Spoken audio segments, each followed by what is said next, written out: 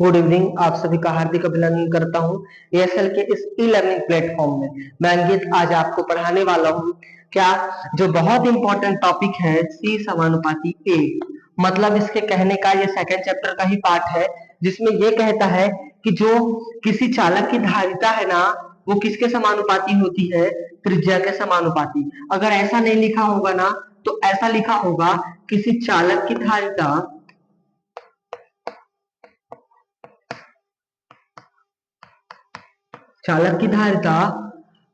गोलीय चालक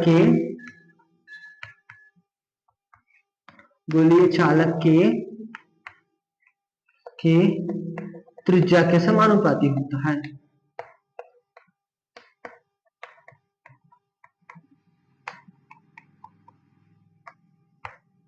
बहुत बार आ चुका है एग्जाम में, 3 मार्क्स में क्वेश्चन आएगा, ये याद रखना।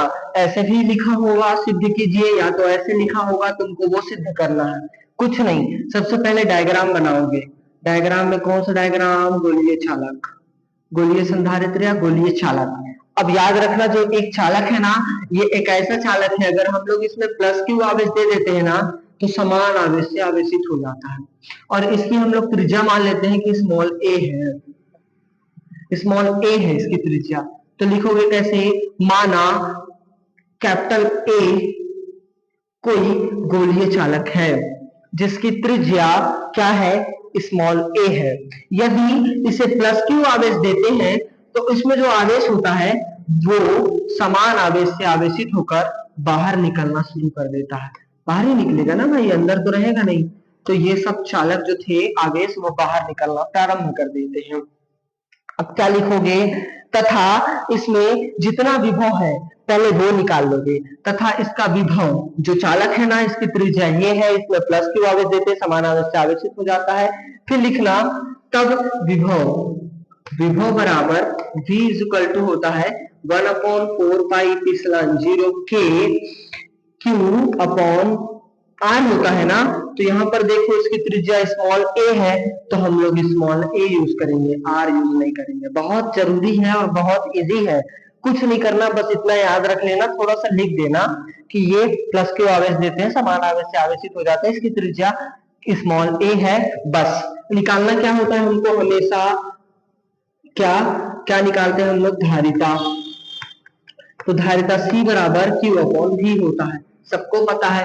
अब कुछ नहीं यार, V तो निकल गया, जहां पर V था वहां पर V रख दो, जहां पर C, तो बस हो गया, इज इक्वल टू सेकेंड। तो अब क्या करेंगे? इक्वेशन नंबर सेकेंड को फर्स्ट में रख देते हैं, मतलब समीकरण 1 में मान रखने पर क्या करोगे? ए में मान रख के v is equal to v, समीकरण 2 में मान रखने पर, एक में नहीं, एक में तो हम v निकालेंगे, तो v की जगह में हम लोग उस v को रखेंगे, तो कुछ नहीं, चलो c बराबर q, जहां पर v आया वहां पर v रखो, 2/4 पाई एप्सिलॉन 0 के, और q तो q होता है, और जहां पर स्मॉल a, कुछ नहीं करना। अब q से q कट जाएगा, मैं बताया था 1, 2 और 3, तो जो 1 का संबंध होता है वो 3 के साथ, तो जहां जहां पर 1 कट गया ना, ऊपर में 1 भी नहीं बचा, वहां पर हम लोग डायरेक्ट 3 को लिख सकते हैं। तो c बराबर 4 पाई एप्सिलॉन 0 के a, इसको पूरे को ऊपर को ट्रांसफर कर दिया ना। ऐसा भी हो सकता है, ऐसा भी लिखा होगा, ये हो गया, आंसर आ गया। फैरड लिखना जरूरी होता है, फैरड, या फिर ऐसे भी लिख सकते हो C बराबर A। क्यों? क्योंकि 4 पाई एप्सिलॉन 0 और K ये नियत है, तो जो नियत होगा उसको कुछ नहीं बोलना, डायरेक्ट नियत है तो नियत है, C बराबर K, या फिर C समानुपाती A। बस 3 ठो एक ही चीज का 3 ठो आंसर निकल सकता है, आंसर है वो इसके टाइप है। बस thanks for listening to me, यही बताना था, इंपॉर्टेंट है बहुत, रेडी कर लेना।